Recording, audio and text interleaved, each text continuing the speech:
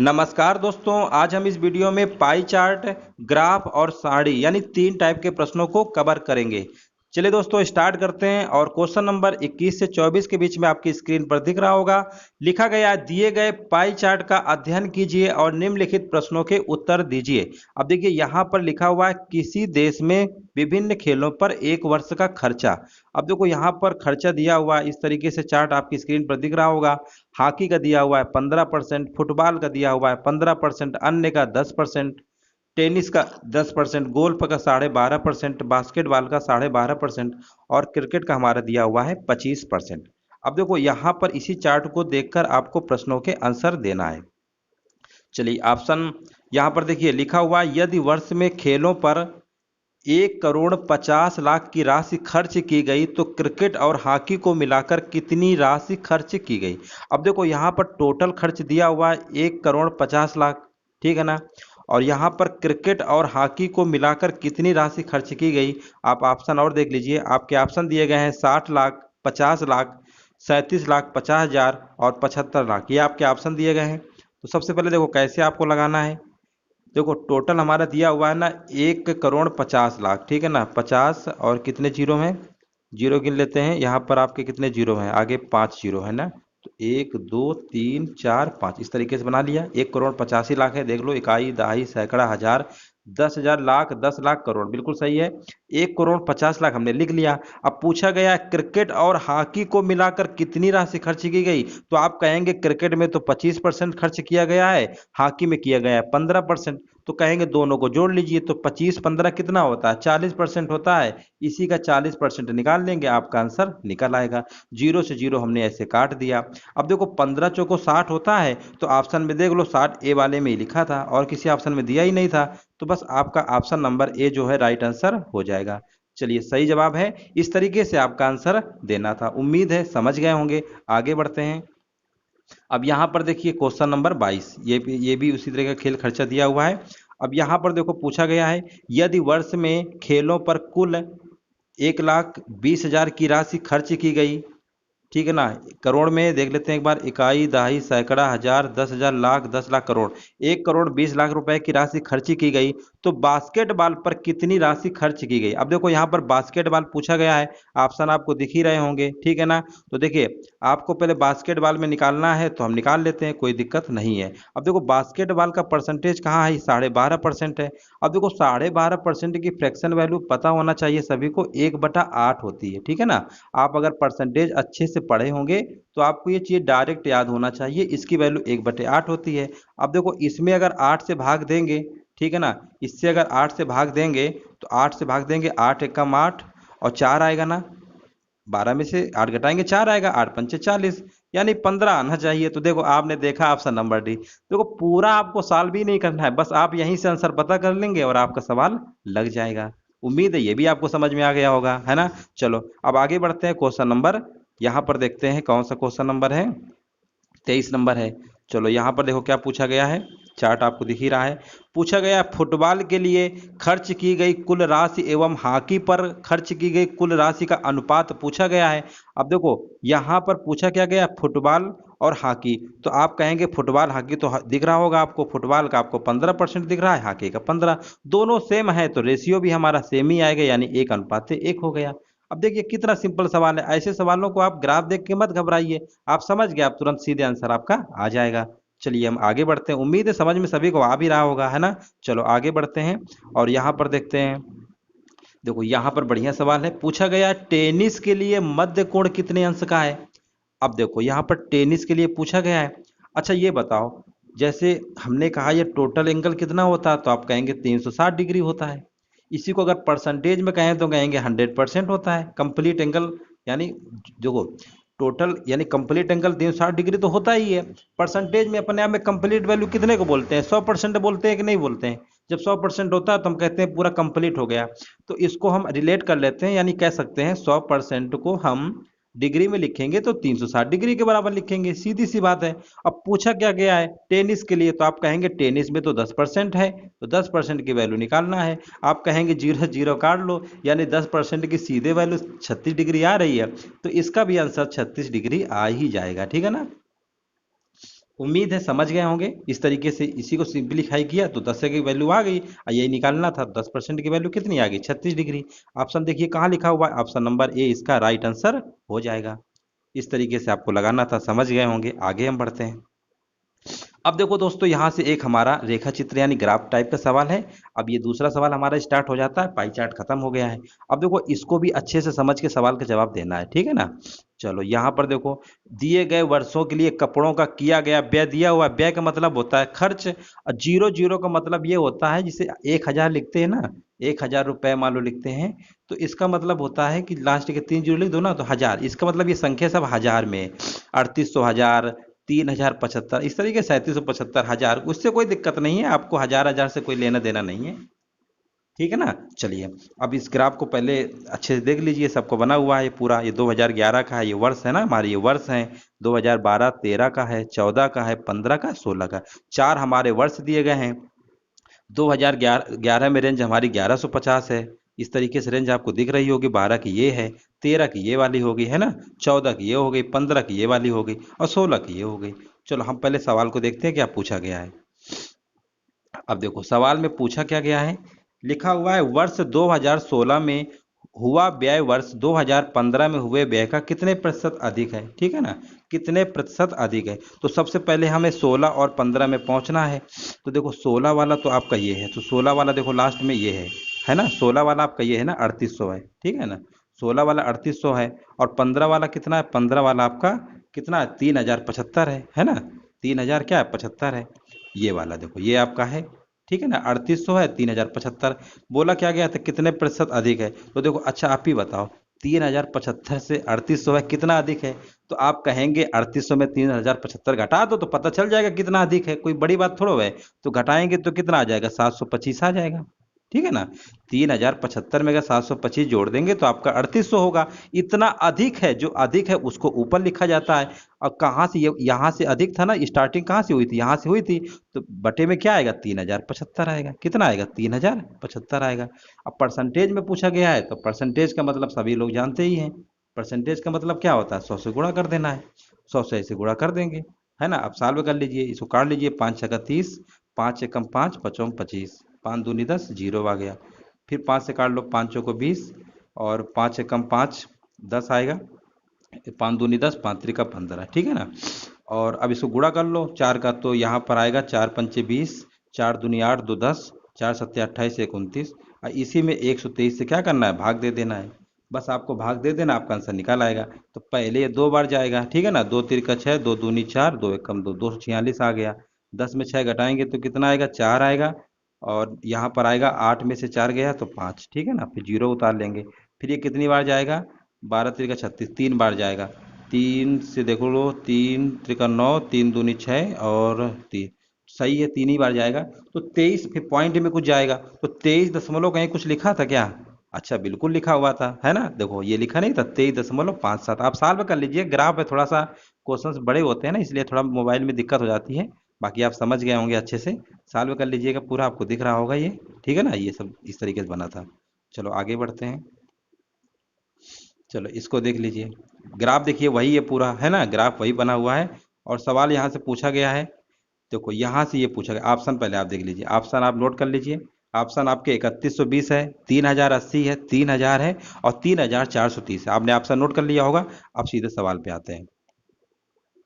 देखो यहाँ पर पूछा क्या गया है, पूछा गया 2014 से लेकर 2016 तक प्रतिवर्ष औसत व्यय कितना होगा। अब देखो 2014 से 2016 में पहुंचना है ना, तो 2014 आपका कहाँ पे? ये वाला रेंज होगा, है ना। और 2014 से 2016 तक, ठीक है ना। मतलब 14 से 16 का मतलब समझते हैं ना, ये भी लेना पड़ेगा, ये भी लेना पड़ेगा, ये भी लेना पड़ेगा। तीनों को हमें क्या करना है? जोड़ देना है, ठीक है ना। तीनों को जोड़ लेते हैं, कितना आएगा? अब देखो जोड़ना, जोड़ तो लेंगे ही जी। थोड़ा सा जूम कर देते हैं ताकि आपको अच्छे से और दिखे, ठीक है ना। तीनों को हमें क्या करना है? अब जूम नहीं होगा, इतना ही जूम हो रहा है, ठीक है। चलो इन तीनों को जोड़ लेते हैं, इन तीनों को जोड़ लेते हैं, इन तीनों को जोड़ लेते हैं, ठीक है ना। तो जोड़ लेते हैं तो कितना आएगा? देखो 5 5 10 की जीरो आएगा, और यहाँ पर 2 7 2 9, एक 10 की जीरो हो गया। तीसरा नंबर लेंगे ना, 8 1 9 10 की जीरो, 3 3 6 2 8 1 9, 9000 आ गया। और 3 है, 3 संख्या, 3 से भाग कर देंगे तो आप कहेंगे कितना आएगा? 3000। कितना आएगा? 3000 आएगा। देखो कहीं लिखा था क्या 3000? ऑप्शन में कहाँ लिखा हुआ था? ऑप्शन में लिखा था, बिल्कुल लिखा था। ऑप्शन नंबर इसका सी राइट आंसर हो जाएगा। उम्मीद है ये भी आप समझ गए होंगे। चलो आगे बढ़ते हैं। देखिए ग्राफ वाले क्वेश्चंस होते हैं ना, आपको घबराना नहीं है। अगर आप इनको अच्छे से समझ लेंगे तो फिर आपका सवाल लग जाएगा, ठीक है ना। चलो सवाल में देखो क्या पूछा गया है। देखो सवाल में पहले ऑप्शन आप नोट कर लीजिए अच्छे से, फिर आपको दिक्कत नहीं होगी। वर्ष 2014 में हुआ व्यय वर्ष 2013 में हुए व्यय का कितना प्रतिशत है? देखो 2014 में हुआ खर्च, व्यय का मतलब खर्च होता है, और 2013 में हुए व्यय का कितना प्रतिशत है? आप ऑप्शन देख लीजिए अच्छे से, ठीक है ना। 118.71% है पहला ऑप्शन है। 18 दशमलव सबको आपको दिख रहा होगा, ठीक है ना। चलो नोट कर लिया होगा। अब हम सवाल में बढ़ते हैं 14 और 13 में, ठीक है ना। देखो चलो यहाँ पे आ जाते हैं। देखो 2014 और 2013, ठीक है ना। देखो 2014 कहाँ पे आपका है? 2014 आपको दिख रहा होगा, ये वाला है, ठीक है ना। और 2013 कहाँ पे? ये है, ठीक है ना। 1790 इसी का परसेंटेज पूछा गया है। तो देखो पहले किसका लिखा था? 2014 लिखा था ना। जो पहले लिखा होगा उसको ऊपर लिखेंगे, ठीक है ना। परसेंटेज निकालना है। अधिक कम तो पूछा नहीं है। अगर कह देता कितना अधिक है तो फिर ऐसे निकालते, कितना अधिक है फिर इसको बटे में लिखते। ऐसा तो कुछ बोला नहीं है। जब सीधे सीधे बोल दे इतना का इतना परसेंट बताइए, तो जो पहले लिखा है 2014 उसको पहले लिखोगे। तो 2014 की वैल्यू आपकी कितनी है? तो आप कहेंगे 2125,000 है, यानी 2125 लिख लेंगे, कोई दिक्कत नहीं है। 13 की वैल्यू आपकी 1790 लिखी है, 1790 लिख लेंगे। इतना आप कर लेंगे ना। अब इसमें 100 से क्या कर देंगे? मल्टीप्लाई कर देंगे। जीरो से जीरो आपका कैंसिल हो जाएगा। अब आपको भाग करना पड़ेगा इसमें, है ना। थोड़ा सा भाग तो आपको लगाना ही पड़ेगा। 21, 25 और जीरो, इस तरीके से हो गया। ये जीरो इसमें आ जाएगा ना, ये चीज़ समझ ही रहे होंगे। अब देखो भाग देंगे तो कितनी बार जाएगा? पहली बार तो एक ही बार जाएगा, 179 आएगा। 12 में 9 घटाएंगे तो कितना आएगा? 3 आएगा। 10 में 7 घटाएंगे तो 3 आएगा, 5 उतार लेंगे। और यहाँ पर अब ये कितनी बार जाएगा? फिर से ये एक ही बार जाएगा, दो बार में ज़्यादा हो जाएगा, तो फिर 179 ही आएगा। 15 में 9 घटाएंगे 6 आएगा। 12 में 7 घटाएंगे 5 आएगा। और यहाँ पर 2 में घटाएंगे 1 आएगा। 156, आगे जीरो बढ़ा लेंगे। अब ये कितनी बार जाएगा? 17 अट्ठे 8 सत्ते 56 और 8 5 13, यानी 8 बार जा सकता है। ये 8 बार जाएगा तो 8 ना 72 आएगा। और लिख देते हैं 8 ना 72, 8 सत्ते 56 और 56 और 7, 56 और 7 कितना होगा? 63। और 8 एकम 8 6 14, ठीक कम आ रहा है। तो लगभग 118 दशमलव कुछ आएगा। ऑप्शन में देखिए कहीं लिखा हुआ था क्या? बिल्कुल लिखा हुआ था। 118 दशमलव कहाँ पे था? ऑप्शन नंबर इसका ए राइट आंसर हो जाएगा। इस तरीके से आप लगा लीजिएगा, आराम से लग जाएगा, ठीक है। चलो आगे बढ़ते हैं। और यहाँ पर देखो देखो ग्राफ को पहले आपको समझना है। समझ गए ग्राफ से तो फिर आपका सवाल अच्छे से लग जाएगा। यहाँ पर देखो पूछा गया है, पहले ऑप्शन आप नोट कर लीजिए क्वेश्चन नंबर 20 के। 878 है पहला ऑप्शन है, 158 है, 228 है और 335 है। ऑप्शन आपने नोट कर लिया ना। चलिए अब हम सवाल में आते हैं।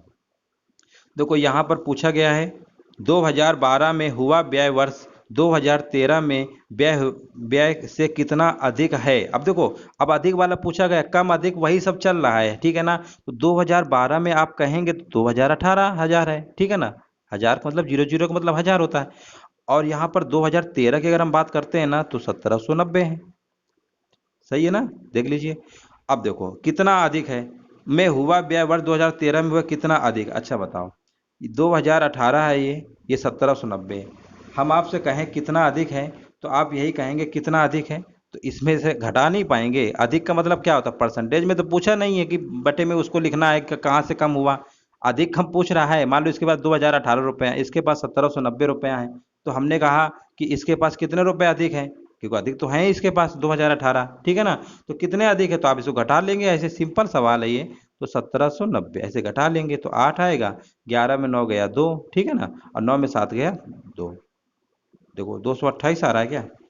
देख लो 228,000 आना चाहिए। ऑप्शन कहीं था क्या? अच्छा बिल्कुल है, ऑप्शन नंबर इसका सी हो जाएगा। तो उम्मीद है दोस्तों ये भी आप अच्छे से समझ गए होंगे, ठीक है ना। चलिए अब हमारे पास जो सारणी है, टेबल है ना, उसके सवाल हमारे पास आ गए, ठीक है ना। पहले आप सवाल पढ़ लीजिए। प्रश्न संख्या 14 से 18 नीचे दी गई सारणी का अध्ययन करके दिए गए प्रश्नों के उत्तर देना है। किसी परीक्षक के दो विषयों इतिहास और अंग्रेजी में अभ्यर्थियों का विवरण दिया हुआ है। अब देखो विवरण दिया हुआ है, ठीक है ना। चलो इसको इतना कर लेते हैं, अभ्यर्थी है, चलो आप समझ में आ रहा होगा। थोड़ा सा जूम कर देते हैं, चलो। देखो पहले यहाँ पर देखो, यहाँ पर आपको इतिहास में अभ्यर्थियों की संख्या लिखी गई है, ठीक है ना। ये इतिहास में क्या है, अभ्यर्थियों की संख्या आई है, ठीक है ना। और अंग्रेजी में ये है, ठीक है। और यहाँ पर रेंज दिया हुआ है अंक की, 20 से कम, 30 से कम, 40 से कम, 50 से कम, 60 से कम, इस तरीके से आपकी तालिका बनी हुई है। अब देखो प्रश्न में पूछा क्या गया है, प्रश्न में पूछा गया है इतिहास में अधिकतम अभ्यर्थियों को किस सीमा में अंक प्राप्त हुए हैं। अब देखो अधिकतम में पूछा गया है इतिहास में अधिकतम अभ्यर्थी को किस सीमा, सीमा का मतलब समझते हैं ना, रेंज जिसे कहते हैं, ठीक है ना।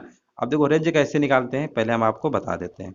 ऑप्शन आप देख लीजिए, अब थोड़ा सा छोटा करना ही पड़ेगा, मजबूरी है, नहीं तो फिर आप देख नहीं पाएंगे। देखो सबसे पहले ऑप्शन से ही लगाते हैं, 20 से 29 है ना। देखो ये 20 से 30 दिया है ना, इसका मतलब हम ये कह सकते हैं 20 से कम है, 30 से कम है। तो रेंज कैसे होती है, इसको हम लिखेंगे 20 से अधिक और 30 से कम का मतलब 29, ठीक है ना। 20 से 29 के बीच रेंज निकालेंगे, ठीक है ना। देखो ये 20 से क्या हो गया, अधिक हो गया, 30 से कम का मतलब 29 ही तो आएगा ना। यानी 20 से 29 के बीच में रेंज निकालेंगे ना, तो इन दोनों नंबरों का डिफरेंस लिया जाता है। तो 20 में 8 घटाएंगे तो आपका कितना आ गया, 12। यानी इसमें अभ्यर्थी हमारे कितने आ रहे हैं, 12 आ रहे हैं। इसमें देख लो 30 से 39 है ना, तो 30 से 39 इस वाले में आएगा।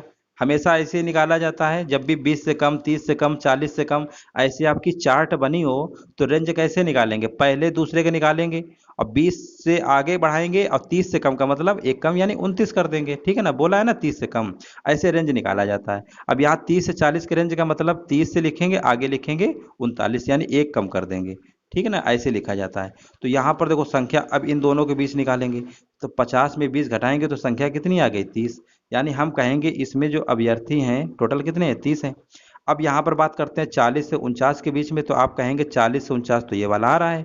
तो 40 से 49 में डायरेक्ट देखो कर रहे हैं, 75 में से 25 घटाएंगे ना तो 25 ही तो आएगा, यानी इसमें 25 आएगा। और ऐसे 50 से 59 चलेंगे ना तो इस वाले रेंज में आएंगे, इस वाले रेंज में आएंगे तो आपका आएगा कितना, 15 आएगा, कितना आएगा, 15। तो सबसे अधिकतम आपको दिख रहा होगा ऑप्शन नंबर बी पे, 30 से 39 वाले रेंज में ही हमारी संख्या क्या होगी, अधिक होगी, ठीक है ना, अंक प्राप्त हुए अभ्यर्थियों की संख्या। तो याद रखिएगा जब भी कम कम करके टेबल बनी हो ना, तो उनको हम ऐसा ऐसे ही निकालते हैं, मतलब इनको डिफरेंस करके निकाला जाता है, ठीक है ना। चलिए अभी सवाल इस टाइप के और भी करवाएंगे ना, तो आपका कॉन्सेप्ट और अच्छे से क्लियर हो जाएगा। चलो यहाँ पे देखो पूछा गया है, यहाँ पर देखो टेबल तो बनी है, आपको दिख ही रही है 20 से कम। प्रश्न में पूछा गया था अभ्यर्थियों का निष्पादन अंग्रेजी में बेहतर रहा है। अब देखो ऐसे हम कैसे बता सकते हैं, बिना रेंज के आप निकाल ही नहीं सकते हैं ना, तो ऐसे हम नहीं बता सकते हैं ना। तो इसमें हम क्या कह सकते हैं, कह नहीं सकते हैं, ठीक है ना। इसके बारे में हम क्या है, कह नहीं सकते हैं। ऑप्शन नंबर डी हो जाएगा, इसका डायरेक्ट आंसर डी नंबर हो जाएगा। आगे बढ़ते हैं, क्वेश्चन नंबर कौन सा है ये, 16 नंबर है। उम्मीद है समझ में आ रहा होगा, ऐसा नहीं है। थोड़ा सा आप धैर्य रखिए, धीरे धीरे आपके क्वेश्चन जब कराएंगे काफ़ी सारे, तो आपको बहुत सारी चीज़ें अच्छे से क्लियर हो जाएंगी, ठीक है ना। चलो यहाँ पर देखते हैं, लिखा हुआ है किस अंक सीमा में दोनों अभ्यर्थियों में अभ्यर्थियों की संख्या समान है, ठीक है ना। ये ऑप्शन हमारे दिए गए हैं, चलो देख लेते हैं किस में है, समान है। तो अब देखो सब पहले ऑप्शन से चेक कर लो। यहाँ पर देखो दोनों विषयों में पूछा गया है ना, तो देखो 20 से 29 इस वाले में आएगा, तो इसमें संख्या कितनी आ रही थी, 12 आ रही थी। इसमें कितनी आ रही, 12। इसमें निकालोगे तो यहाँ पर कितना आएगा, डिफरेंस निकालेंगे। दोनों विषयों में पूछा गया है ना, तो 30 और 32 में 10 घटाएंगे तो आपका कितना आएगा, 20 आएगा। तो ये तो हो ही नहीं सकता, गड़बड़ हो गया। 30 39 में देखिए, इसमें देखेंगे तो इसका डिफरेंस कितना है, 30 का है। इसका डिफरेंस निकालेंगे, डिफरेंस निकालते हैं ना, अब अंग्रेजी विषय का भी तो निकालेंगे, ठीक है ना। 30 से 40 के रेंज में पूछेगा तो डिफरेंस निकालेंगे, इनका डिफरेंस निकाल लो। तो 10 में 2 गया 8, ये भी नहीं होगा, आपको वैसे भी दिख रहा है यहाँ पर 38 आ रहा है, ये भी नहीं होगा। 50 से 59 के देख लो, ये वाली रेंज है। जब ये रेंज ले रहे हैं ना, तो इनका अंतर लेंगे तो ये तो 15 आ रहा है। इसका अंतर लेंगे तो ये 10 आ रहा है, यानी ये भी नहीं होगा। जब तीनों नहीं है तो इसका मतलब ऑप्शन नंबर कौन सा होगा, डी होगा। वैसे देखा जाए तो डिफरेंस आपका किस में दिख रहा है, इसमें दिख रहा था शायद, ठीक है ना। देखो इसमें डिफरेंस 10 का है और इसमें भी डिफरेंस 10 का है, यानी ये कहते अगर 60 से लेकर 74, ठीक है ना, ये वाली जो रेंज है ना, इस पे हमारे क्या थे, समान थे, ठीक है ना।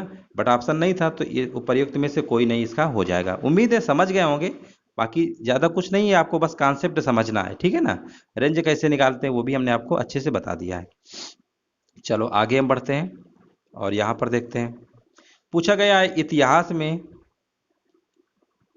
पूछा गया इतिहास में 50 से कम अंक पाने वाले अभ्यर्थियों का प्रतिशत बताइए। अब देखो, ऐसे सवालों में स्टूडेंट बहुत गलत करते हैं। 50 से कम बोला गया है ना, तो 50 से कम तो आपको दिख रहा है साफ साफ 75 है ना। तो 75 अभ्यर्थी तो हैं इतिहास में।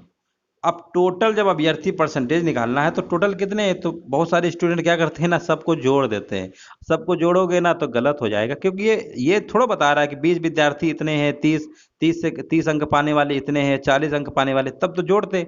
कम लिखा हुआ है ना, तो कम का मतलब यही होता है रेंज एक तरीके से, ठीक है ना। तो टोटल अभ्यर्थी जब भी निकालेंगे तो टोटल ये पूरा जोड़ेंगे नहीं, आपको हाईएस्ट वाला पहुंचना है। 75 से कम लिखा है ना, तो इसके जो सामने वाली वैल्यू होती है ना, वही हमारी टोटल इतिहास में विद्यार्थियों की संख्या को बताएगा। याद रखिएगा, ये चीज आप याद रखिए, नहीं तो फिर क्वेश्चन गलत कर देंगे। ऐसे आप मत जोड़िएगा, जब भी कम वाले ऐसे अंक लिखे हों तो उस पे सबको जोड़ने से टोटल विद्यार्थियों की संख्या नहीं निकलती है। हमने क्या बताया, जो सबसे लास्ट में लिखा हो 75 से कम, इसके सामने वाले मान लीजिए, या ऐसे आप निकाल लो, 20 से अधिक 75 से कम में निकालेंगे ना, तो 100 में से 8 घटाएंगे तो कितना आया, 92 आया। अब 20 से कम, ये तो 20 से हमने देखो ऐसे रेंज निकाला, 20 से लेकर मान लो हमने 75 से कम यानी 20 से 75 के बीच में निकाला, तो हमें पता चल गया कि टोटल अभ्यर्थी तुम्हारे 92 हैं। अब 20 से आगे है ना, ये 20 से कम में 8 हैं ही, तो वैसे भी आपको पता है कि 100 ही विद्यार्थी होंगे, 100 अभ्यर्थियों की संख्या है, यानी ठीक है ना, बस यही आपको समझना था। अभ्यर्थियों की संख्या 100 होगी इतिहास में, सबको जोड़ के गलती मत करिएगा। अब आप इसको काटेंगे तो 75% ऑप्शन नंबर सी हो जाएगा। अब अगर अंग्रेजी में कहेंगे ना, तो अंग्रेजी में भी हमारे टोटल अभ्यर्थियों की संख्या कितनी होगी, 105 होगी। सबको जोड़िएगा मत, यही तो आपको डीआई में सीखना है, ग्राफ सारणी में। नहीं, बाकी तो सब कर ही लेंगे, नॉर्मल जो सवाल होंगे, है ना। चलो आगे बढ़ते हैं, क्वेश्चन नंबर 18 है, लिखा हुआ है, इतिहास में 30-49 के बीच अंक पाने वाले अभ्यर्थियों का इतिहास के कुल अभ्यर्थियों से अनुपात पूछा गया है। ठीक है ना, क्या पूछा गया, अनुपात पूछा गया है। चलिए देखिए कैसे लगाएंगे। सबसे पहले देखिए, सबसे पहले पूछा गया 30 से 49 के बीच, तो आप कहेंगे 30 से 49 के बीच इस रेंज में आएगा, ये तो जंप कर जाएगा ना 40 वाला, क्योंकि 30 और 50 से कम मतलब इस वाले में आएगा। तो आप कहेंगे इधर वाला भी ऐसे ही लीजिए और इनका अंतर ले लीजिए, 75 में से 25 घटाएंगे तो कितना आएगा, तो आप कहेंगे 55 आएगा। अब देखो परसेंटेज में तो पूछा नहीं गया, अगर परसेंटेज में पूछा गया होता तो बट्टे में 100 लिखते और इंटू 100 कर देते, तो आपका आंसर आ जाता 55% हो जाता, ठीक है ना, ये आंसर परसेंटेज में होता। बट आपको ऐसे तो करना नहीं है, अनुपात पूछा गया तो पहले 50 लिखोगे। टोटल हमने बताया था अभ्यर्थियों की संख्या कितनी है, 100 है। अब इसका भाग देंगे 0.55 आएगा अनुपात में, ठीक है ना। तो इसका जो राइट आंसर होगा ऑप्शन नंबर डी हो जाएगा। उम्मीद है दोस्तों आपको ये सेशन अच्छा लगा होगा, समझ भी गए होंगे।